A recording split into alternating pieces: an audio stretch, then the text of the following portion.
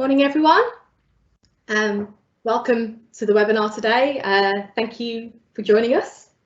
As advertised, I'm a slightly nervous Rebecca Lydon, Principal Consultant in the Smart Energy and Sustainability team, and I have a mixed technical background in building services and planning consultancies, and a probably more than is healthy interest in policy and process, all of which makes me perfect to help lead the in-house pre-planning offer for our division.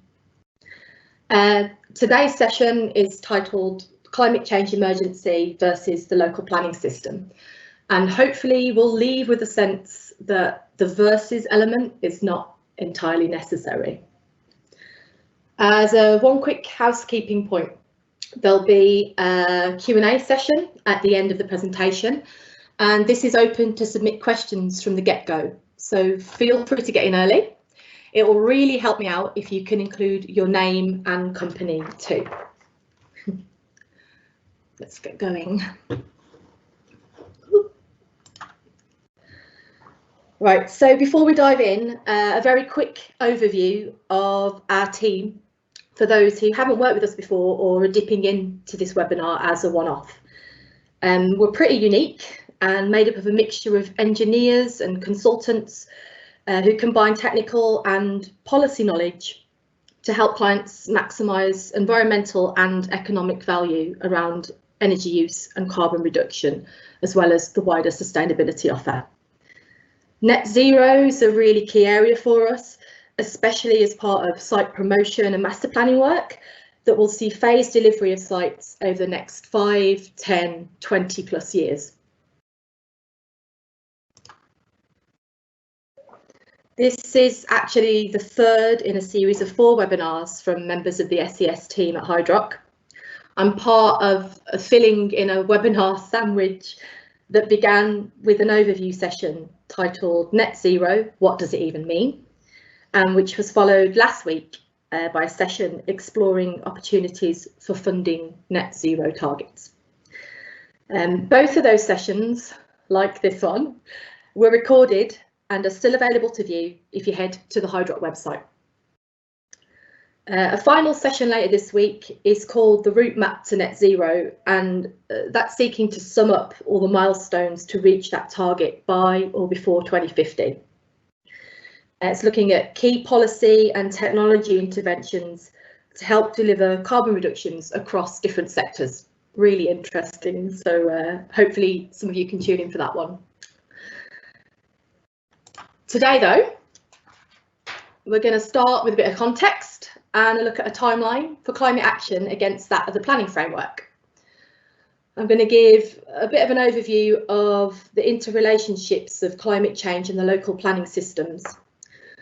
And then to make it more manageable in the time frame, we're going to focus in on 3 key challenge areas and how the planning system might be expected to respond. We'll end with an idea of what we're doing to help both developers and local authorities and the much needed collaborative efforts between them. Let's get to it. Okay, without giving away too much about my age, when I first started delivering sessions like this, I'd use a slide to outline key drivers and challenges for sustainable development, building regulations and planning requirements, and then more recently, the absence of regional joined-up thinking under policy and legislation. Looking at return on investment and capex, land availability, access or heritage concerns, all linked to viability issues, and likely environmental impacts of design and construction and performance gap issues in operation. All of those tying into where the site is located and what use class you're dealing with, and the client or the end user. Whilst all these areas are still true, one term now overrides it all: climate emergency. Even local authorities with very limited adopted policies on energy and sustainability are beginning to demand additional detail on the measures being taken to mitigate and adapt to the effects of climate change because they've declared a climate emergency. So this is the bigger picture of where we are now and how we got here. There's a lot of information on this slide, don't we know it? I particularly like the way that we can see the Conservative Lib Dem coalition government on there. So thank you to one of my colleagues who helped put that together. So there's a lot of information, and I think it's really unlikely that we've picked it all up and could fit it all in. But it's intended as an overview to highlight some really key points. Paramount to climate emergency is the Paris Agreement and the scientific evidence base, such as the special report by the IPCC that is seeking to keep climate change within that 1.5 degree C scenario. The agreement demands that humanity must reach net zero greenhouse gas emissions by 2050 in order to stay within internationally agreed safe levels of global warming, which are considered to be under 2 degrees. Also shows that the Planning Act amendment to the Planning and Compulsory Act 2004 has required local planning decisions to take account of climate change since 2008. It gives a little bit of insight into why everyone's always confused about housing standards, and that's a major area of concern where historically we've seen a stalemate between sustainability and viability. It shows that the government climate emergency declaration and the UK commitment to net zero by 2050 provides little of the how, relying on the Localism Act and how the policies within the NPPF continue to be interpreted at local level to effect major change. To quote the opposition, climate change won't be dealt with from above by people sitting in offices in Whitehall and Westminster alone. Lastly, and a bit of a sad one, ultimately, central government is quite prone to changing their mind or not following through. Note that we've still not seen an amendment to the Planning and Energy Act 2008, despite the Deregulation Act, which was looking at removing powers to for local authorities to influence energy efficiency. Ultimately, politics has and always will play a much bigger part than it should in decision making.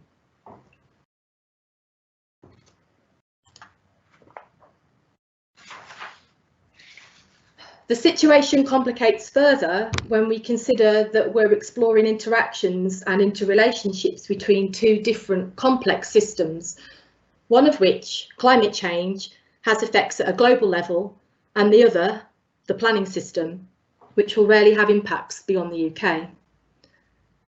We predict that coastal areas and low-lying coastal countries, including some developing countries and small island states, are at high risk from increases in global temperature, sea level rise and ocean acidification as a result of climate change. UK climate projection data from the Met Office tells us what we can expect in the future in this country. Annual temperature increases, decreases in summer rainfall, more rainfall in the winter, and a higher risk of storms and extreme weather. I saw the other day on LinkedIn, we've just had the wettest February on record, but the driest May. All this doesn't happen overnight. The processes involved contain very long delays and are not fully under our control. Rising emissions lead to higher greenhouse gas concentrations, higher concentrations to greater atmospheric heat, rising heat to increasing ecological harm. Whilst authorities are required to include local plan policies designed to secure contribution to mitigation of and adaptation to climate change, these environmental considerations are always viewed against the other pillars of sustainable development as described by the NPPF. Historically, the system has a bias towards the economic case and the pursuit of growth, which, when coupled with a fairly weak position from legislation, the building regulations, is a barrier to strong action against climate change. But when circa 75% of greenhouse gas emissions within their authority area can be influenced by the planning decisions of a local authority, it's essential that they demonstrate and can act upon that wider sense of responsibility. The real sticking point here, and the interaction of these two systems, is that there's not a consistent response to climate change which gives everyone a plan for planning going forward.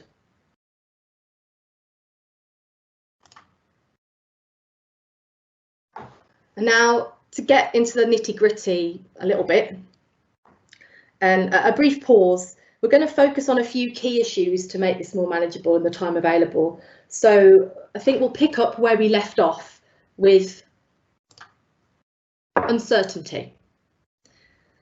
So the changing national policy context for housing in recent years has led to a lot of confusion and uncertainty about what can and cannot be done at local level to raise the sustainability of new development, particularly new homes, around energy and carbon. On top of this, Brexit, that old chestnut, and how the UK is positioned within or not the EU's internal energy market and emissions trading system will continue to shape climate change policy. Whilst initially the UK staying within the IEM was considered likely, the government previously ruled out the possibility of a common rulebook on environmental and climate change rules in order to participate. There's also been a recent court appeal ruling on the third runway at Heathrow, which concluded that the government's plans failed to consider the UK's commitment to reduce carbon emissions under the Paris Agreement when drafting the national policy statement for airports. Linked to a breach of the SEA directive, which is the policy procedural level equivalent of EIA at project level, and an infringement of the Planning Act 2008, both around climate change, it's a significant legal event. The first time, but probably not the last, that any government has been held to account over the Paris Agreement. If the same thinking can be applied at project level to EIA, it places significant uncertainty and additional scrutiny on climate change considerations for all nationally significant infrastructure projects utilising the suite of MPS documents. Understandably, clients are asking for concerns to be robustly addressed, and many local authorities are yet to put in place any real plans for climate action, though there are some exceptions. Amongst others, Bristol City and the West Midlands Combined Authority now have well-formed, substantive plans that are being employed and are likely to be copied by some extent to other councils, though these are not yet translated into policy.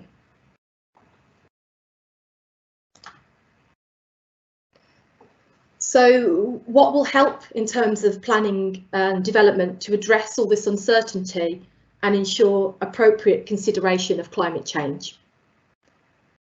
Better information presented in a way that isn't just a consideration of the economic case. We see this as being probably via the EIA process, as regulated by Annex 4 of the regs, or within the documents submitted for planning.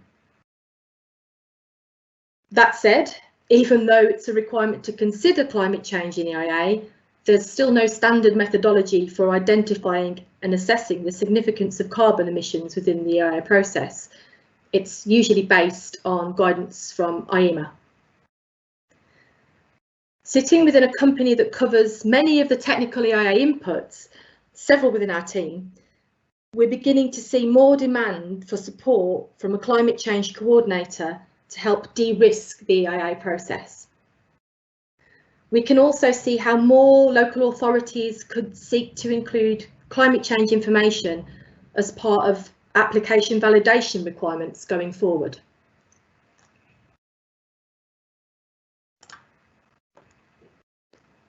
Next up, long delays. The full consequences of emissions from the past are still not being fully experienced. And it's one of the problems of climate change that means it will persist for many decades after any new policy and legislation is implemented. So consider then also the delays inherent within the planning system. The local plan process and all its stakeholders, delays caused by resistance to the allocation or approval of a site, even where it has been demonstrably considered a sustainable location for strategic housing or employment. I mean, the great example here is that a number of local authorities, in fact the majority that have declared climate emergency, have committed to net zero by 2030. Yet their local plans won't be updated for a number of years, and it would potentially be too little too late, or require an accelerated and very costly transition to zero carbon. Delays in political consensus and implementing new policies create a lag that will make it impossible to hit targets and keep climate change within acceptable limits defined by the Paris Agreement. So, we think there's a real need for multi-level governance and an ability to implement guidance to counteract this issue.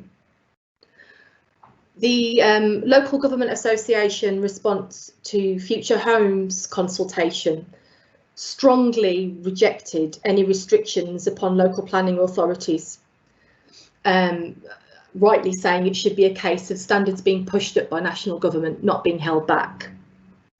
We're yet to hear the government response to that consultation, and including the Parhel update, predominantly because they've had so much feedback, which in one way is brilliant, but we need to know where we stand. In the interim, local authorities must consider how and when recommendations can be incorporated into policy and what guidance they need to have in place. I think we're very likely to see increased levels of guidance from local authorities in the first instance. A number of them doing this already, and they must be allowed to implement that and enforce it in order to meet net zero carbon targets and provide effective action against climate emergency.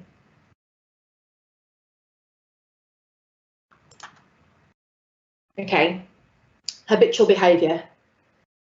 This is about being too reliant on what went before, and I'd like to try and demonstrate something here to kind of pull you back in from all my talking. If you're holding a pen or a cup of tea, and I'm just going to have a very quick sip of my coffee. Thank you. Put it down just for the next minute. Okay, everyone, fold your arms. Now look down and see which arm is on top. Mine is the right. Now put your arms down. Okay, now cross your arms again. And make a check and see which arm is on top. Mine is the right one again. So though it's really difficult to engage you in this format, almost everyone, me included, will have the same wrist on top both times. That's expected. Folding our arms is an action that we use when we don't need our arms, or sometimes a defensive posture, but we won't get too much into that. Once you find an action that sees your arms comfortably out of the way, you use it whenever it's required. In short, you form a habit. Whilst my right arm was on top each time, there will be some of you who habitually have their left arm on top. It's an alternative way of achieving the same thing. Neither's more correct than the other because there's no optimum. The point is that once you have a habit that works for you, you'll keep using it without question. It may not have even occurred to you until now that there is another way to cross your arms and that many people will habitually use this alternative. We use habits because they're effective, an automatic response that we don't really have to think about. But if conditions change, a habit may cease to be effective, and then the habit must be changed. Okay, I'm not going to put the camera back on to save myself some embarrassment, but now have a go at folding your arms the other way. It's okay, no one can see you either. Did you do it? Was it as quick and easy and comfortable as the way you usually use? Probably not. But A, it was possible. You can break the habit and change the way of crossing your arms. Yay! It wasn't easy. It needed more thought. And it feels uncomfortable at first because it's behaving differently to how you normally would. Oops. So with change comes opportunity. For over 250 years, humanity has been typically made better off, from actions that promoted economic growth and increased our consumption of energy and materials. Over this time period, we've developed habits to achieve this growth and consumption effectively. But now we understand that the continuation of these habits will make humanity worse off over the long term. Even knowing this, we often refer to precedent within the planning system, and this way of thinking will never alter the business as usual case. Changing our habits is possible, but requires careful thought. There are likely to be some people or organisations who will resist changes initially because they perceive themselves as being worse off in the short term. But development proposals should seek to provide positive, reinforcing loops to help local authorities achieve desired goals at local level and gain planning stage buy-in by engaging early, understanding local targets and demonstrating added value.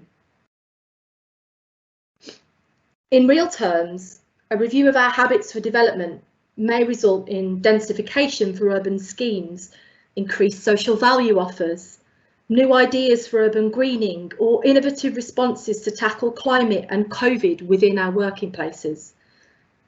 As the energy landscape changes, we're starting to see changes in planning terms that will help to facilitate technology transitions needed and get everyone on that net zero page. One of these being an increased allowance of up to 50 megawatts for batteries before being considered a nationally significant infrastructure project. Ultimately, the burden of responsibility should fall jointly upon the local authority to guide development principles appropriate for their local area, and on the applicant to demonstrate appropriate design to mitigate and adapt to climate change, knowing that this will be a material consideration in the decision process and that failing to do so may lead to refusal or a climate emergency planning condition where insufficient information has been provided. So yeah, with change comes opportunity, and we're already involved in some really exciting projects. We're overcoming energy and infrastructure constraints and future-proofing developments through on-site storage, offering a powerful combination of decarbonisation, resilience, and potential cost savings or revenue for long-term investments. This is helping to deliver schemes that may otherwise not have progressed. We're helping a mix of clients understand their emissions breakdown and providing mitigation strategies, reviewing technologies alongside the business case to provide a cost-effective route to net zero over a set target period. We're supporting various site promotion activities through consideration of phasing plans and build out to 2050, which will cut across the proposed ban of gas for new homes and ensure new settlements and garden villages are future-proofed. We're all about tailoring a solution and narrative that's fit for purpose and links local site opportunities with meeting wider sustainable development goals. For example, alleviating fuel poverty through implementation of a low energy design guide on some pilot schemes, reviewing potential for Passive House and Enefit Standard, which we hope will increase in popularity alongside Merton-type policies. Okay, I've rattled on enough, so I think on that note we'll sort of open the Q&A. Need to figure out how I can see all the questions. First one we've got there is what can ambitious local authorities do in the face of slower or stilted government policies? And I think a lot of it boils down to having good guidance and communicating to applicants that what the expectations are. We are seeing people come back and say what you're proposing isn't strong enough, we're in a climate emergency, and I think that ultimately is all that local authorities can, that's how they have to position themselves at the moment, in the absence of anything stronger coming from government. I think it will be interesting to see when the government response comes out to the Future Home Standard consultation and the Part L update, what the industry as a whole is expecting. Yeah, I think guidance is ultimately the main route at the moment, because it just takes so long to implement the policies. There's another one here from Joe Jones at Clancy Consulting. Thanks, Joe. By virtue of the current crisis we find ourselves in, we can use this as a good jumping off platform to gather momentum on the climate emergency. We will probably never be in such a strong position again. To that end, do you ever see a time in the future where planning priority will be given to developments that promote sustainable construction technologies? Absolutely. You know, I think there's a lot of talk about green recovery plans at the moment, and I think that is really key. It's about that finding sustainable growth and creating jobs, or, you know, helping the economic recovery post-COVID. But I agree completely. There's never been a better time to kind of wipe the slate clean. I think sustainable construction technologies is quite a broad top area in itself. You know, are we talking about modern methods of construction like offsite? Are we talking about renewables? Are we talking about the wider sustainability offer for a site, which may be things like EV charging and you know, that connectivity to other developments. Sorry, my son is just knocking on the window. Thanks, Osk. Famous. Another quite long one, so bear with me. Thank you, Tom from Gillings Planning. Hi, Rebecca. There have been quite a few reported examples of the impact lockdown has had on things such as air pollution. Do you think this will be short-lived with the drive to get economies going again, with the climate impacts perhaps being ignored in the short term? Or by finding new ways to do things, do you think we could actually start to see an actual change in how people live their lives, e.g. travelling less, valuing the places in which they live, and realising the importance of green spaces, etc., which in turn has a positive impact on climate? I really hope so, Tom, because, I mean, as per the previous question, there's no better time, I don't think, and, you know, if nothing else good comes from COVID, I think we've seen, you know, I don't know whether anyone's seen those images of cities with all the smog disappeared from them. It's really quite powerful, what has been achieved just purely by people staying at home in terms of improved air quality. We have an air quality team who I'm sure could wax lyrical on that point, but yeah, I think we have to hope that there will be a positive impact on climate as a result of this, and that we won't go back to that business as usual, that this will be that kickstart, or, you know, the kick up the bum that we all needed to make people take notice. It's one that says, I'm happy folding my arms both ways. Am I a freak of nature? No, you're a very special person. Thank you for the light-hearted question. So a question from Greg Slater at Trevitz. Let's go back onto the publish. Do you have any insight on the timing of the government response to the future housing standard consultation and the anticipated Part L update? Also on the renewable heat incentive post 21.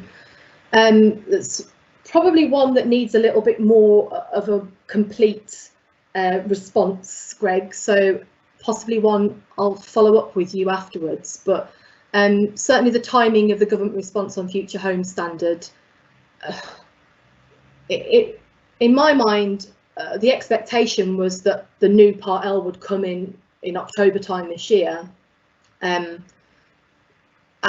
yeah, all I've heard is that they had a lot of consultation responses and they wanted time to consider them all, which is a fair point. I'm sure the global pandemic won't have helped in terms of getting things turned around more quickly.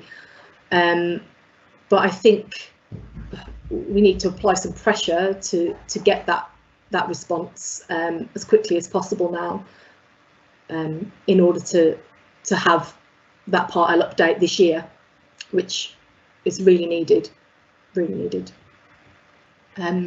Developers often push a fabric first approach rather than incorporating renewable technology into new development in response to local plan policies.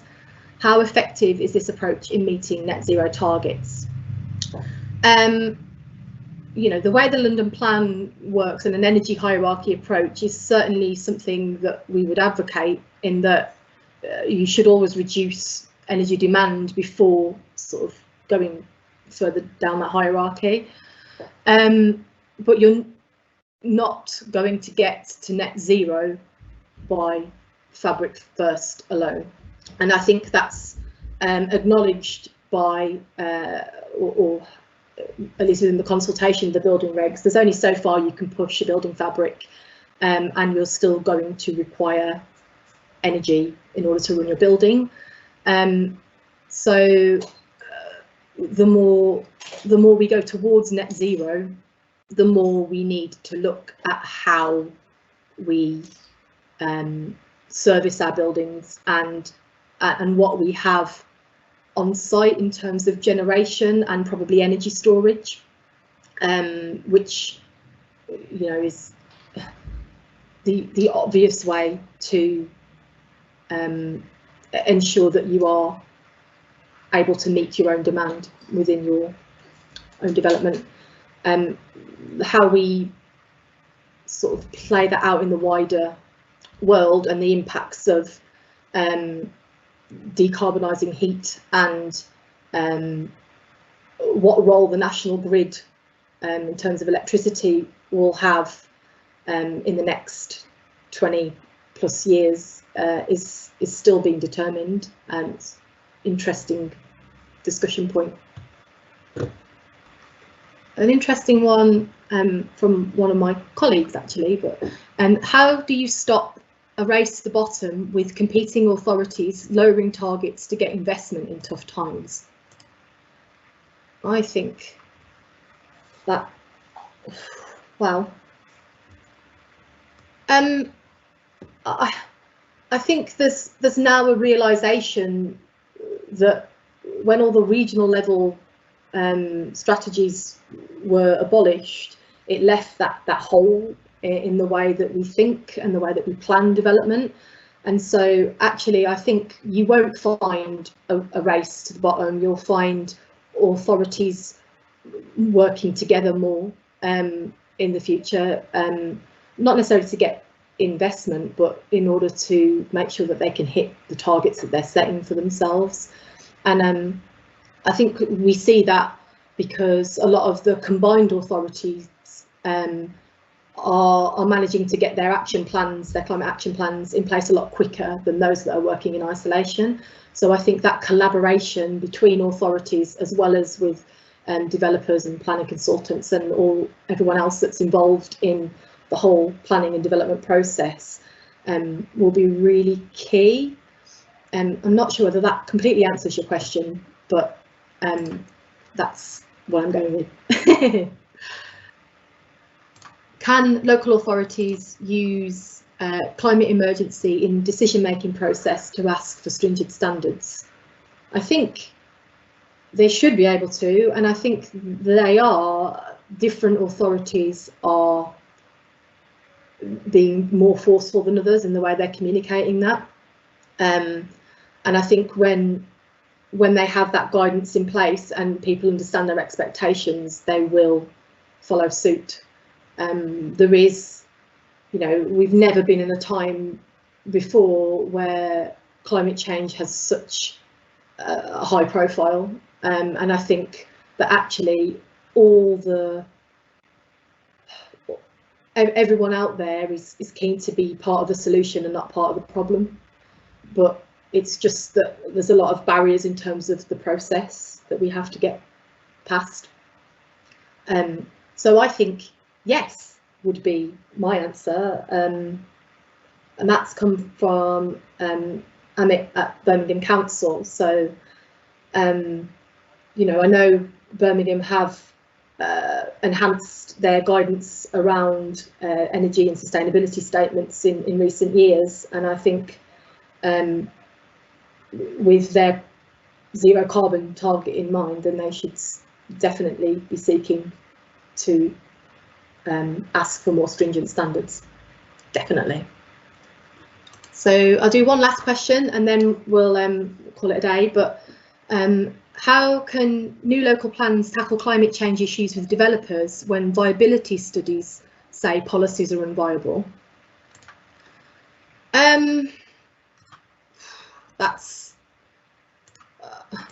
I think viability is only one part of the story, and I think we've for so long relied on that economic case to say it's not possible.